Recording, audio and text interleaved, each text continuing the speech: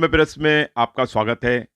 आज हम एक नई न्यूज़ लाए हैं। न्यूज़ ये है कि मौलाना शौकत अली रोड पे एक मैदान हुआ करता था, जहाँ पे बच्चे खेला करते थे और नारियल सुखाया जाता था। लेकिन आज ये एक बिज़नेस का मैदान बन गया है, जिसमें लोहे और लकड़े का कारोबार होता है। अब हम पूरी जानकारी हमारे बॉम्बे प्रेस के चीफ एडिटर शराफत खान साहब से जानना चाहेंगे, पूरी हकीकत क्या है, क्योंकि इन्होंने हर चीज़ अपनी आंखों देखी देखी है, तो यही बता सकते हैं। सबसे पहले आपका स्वागत है, क्या कहेंगे आप इस बारे में?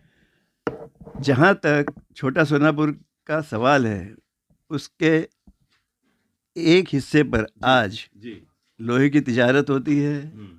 जो यूपी के लोग करते हैं। जी तो दूसरी तरफ के हिस्से पर जो शुक्ला जी स्ट्रीट की तरफ है, वहाँ मंशियात के सौदागरों और गैर कानूनी धंधा करने वालों का कब्जा है। कब्जा है। जी ये क्यों हुआ?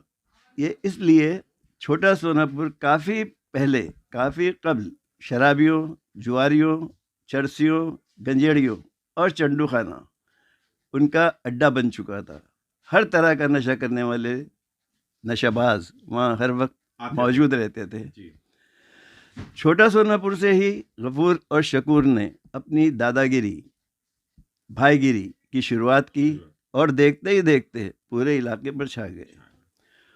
उन्होंने छोटा सोनापुर में चरस और गांजे के कई अड्डे कायम किए।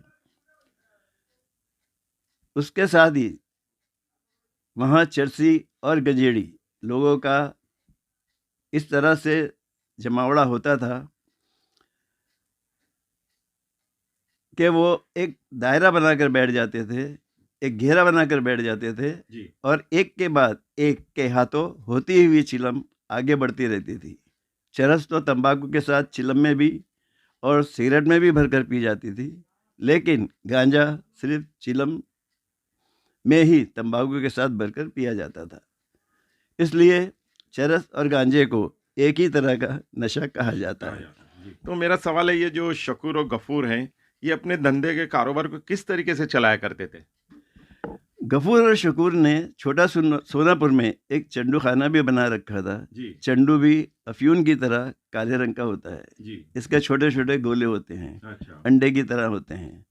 इसे पीने के लिए छोटे छोटे हुक्के बनाए जाते हैं, जिसके नीचे बिजली के बल्ब की तरह एक बोतल लगी होती है, जी जिसमें पानी भरा हुआ होता है। ऊपर चिलम में तंबाकू के साथ चंडू को भी रखकर इसके ऊपर पतरे यानी टीन की एक छोटी सी तवी रख दी जाती है और ठीक हुक्के की तरह कश लगाए जाते इस्तेमाल हैं। किया जाता है उससे।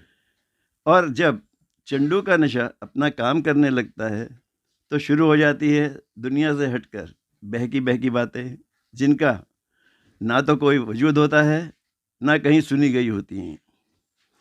यही वजह है कि किसी खबर के जब सच होने का यकीन नहीं होता, तो कह दिया जाता है कि ये तो चंडू खाने की खबर है।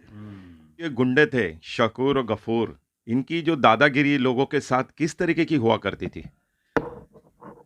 गफूर और शकूर में सबसे ज़्यादा दादागिरी करता था शकूर, जो गफूर का छोटा भाई था। मोहल्ले के दादाओं से पंगा लेना यानी उनसे टकराना उसके रोज़मर्रा के कामों में था। जी गफूर और शकूर ने सोनापुर में एक और नए नशे लाल परी को भी लोगों से रोशनास कराया या रूबरू कराया। लाल परी एक तरह की गोली होती है। जी। एक गोली खाते ही नशा करने वाले के हवास बाख्ता हो जाते हैं, वो होशो हवास में नहीं रहता। अगर लाल परी की गोली खाकर किसी ने आसमान की तरफ देख लिया, तो समझ लीजिए वो आसमान को ही देखता रहेगा। वो घंटों आसमान की तरफ देखता रहता था। बस ये समझ लीजिए कि लाल परी की गोली खाकर आदमी स्टिशू बन जाता था, एक पुतला बन जाता था। लाल परी की गोली पान में मिलाकर भी खाई जाती थी।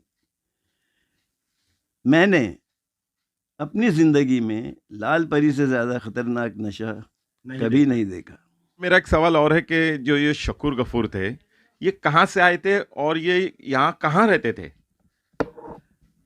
जहाँ तक उनकी रहाइश का सवाल है, तो गफूर और शकूर की रहाइशगाह पहले भी छोटा सोनापुर और इसके बाद निशा टाकिस के पास हो गई।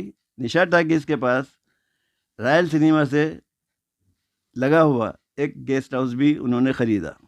जो आज भी चलता है। इसने रॉयल सिनेमा की मुनासबत से उसका नाम भी रॉयल गेस्ट हाउस रखा था, जो आज भी मौजूद है।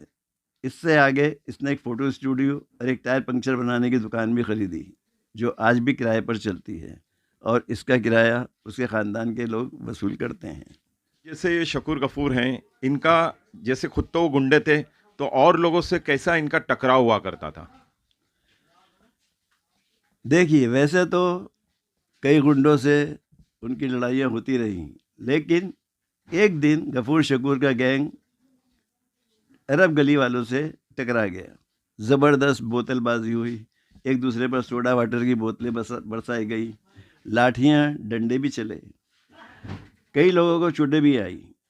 लेकिन नागपाड़ा पुलिस ने जल्द ही मौके पर पहुंचकर उस वक्त हालात को काबू में कर लिया। इस तरह उनकी लड़ाइयाँ और झगड़े चलते रहे। गफूर और शकूर के पास रुपया भी था और ताकत भी। इनके साथ ही नागपाड़ा पुलिस में भी उनका अच्छा असर था, रसूख था। ये रसूखदार थे, इसलिए पुलिस स्टेशन में भी इनकी बात चलती थी। इसलिए हमला होने के बाद भी वो अगले दिन पुलिस स्टेशन से ही ज़मानत पर रिहा हो गए। इसके बाद तो गफूर और शकूर गैंग के हौसले और भी ज़्यादा बढ़ गए, बुलंद हो गए। सर, जैसे कि इनकी दादागिरी तो चलती थी, लोगों पे ये हावी थे, लेकिन इनका जो आखिरत, इनकी जो एंड कब हुई इनकी? उनका दी एंड होने की वजह थी शकूर की साली का कत्ल, उसका मर्डर। शकूर ने अपनी साली का मर्डर किया, जिसके बाद नागपाड़ा पुलिस हरकत में आई। उन्होंने उस कत्ल के मामले में शकूर के साथ में कई और गुंडों को गिरफ्तार किया। केस चला, लेकिन शकूर अपने प्लान के मुताबिक अदालत से बाइज्जत बरी हो गया। और फिर दूसरे दादाओं की तरह गफूर शकूर गैंग का सूरज भी एक दिन डूब गया और इनकी धाक भी छोटा सोनापुर से ख़त्म हो गई। गफूर और शकूर दोनों ही अब इस दुनिया में नहीं हैं। ना तो वो पुलिस मुठभेड़ में मारे गए और ना ही उन्हें बम्बई के किसी गैंग ने मौत के घाट उतारा। दोनों भाइयों की मौत कुदरती तौर पर हुई। ऐसा भी नहीं कि गफूर शकूर के इस दुनिया से जाने के बाद छोटा सोनापुर से मंशियात यानी ड्रग्स का कारोबार या धंधा ख़त्म हो गया। आज भी छोटा सोनापुर में ड्रग्स के कई सौदागर रहते हैं, जो गरद, चरस और अफ्यून के साथ साथ कोकीन जैसी जहरीली नशावर चीज़ों का धंधा करते हैं। अब वो छोटे मोटे पुलिस वालों को कुछ अहमियत भी नहीं देते। इनको पकड़ने और इनके अड्डों पर छापा मारने के लिए आज भी पुलिस की भारी तादाद दरकार होती है। तो ये थे हमारे साथ चीफ एडिटर शराफत खान साहब, जिन्होंने शकूर और गफूर की पूरी दास्तान जो उन्हें शुरू से आखिर तक मालूम थी, उन्होंने बताई। अब हम लोगों से ये जानना चाहेंगे कमेंट्स में कि क्या आपकी राय है। बॉम्बे प्रेस के साथ मकसूद शेख। बॉम्बे प्रेस को लाइक, शेयर एंड सब्सक्राइब कीजिए तेज़ ताज़ा खबरों के लिए।